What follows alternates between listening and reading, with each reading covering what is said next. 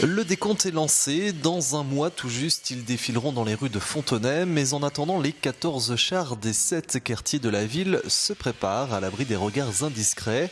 Dernière étape, mais non des moindres, le collage des roses en papier crépon. Un long travail qui succède à d'autres, à commencer par le choix du thème.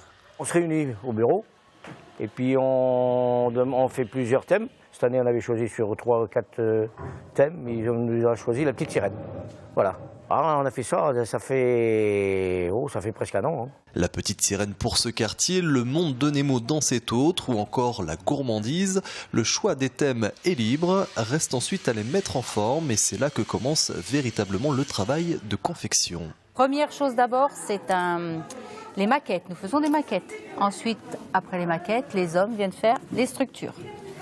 Après les structures, il y a les roses que nous recevons à préparer. On les écartèle, on les froisse et tout, pour pouvoir les coller après sur les chats.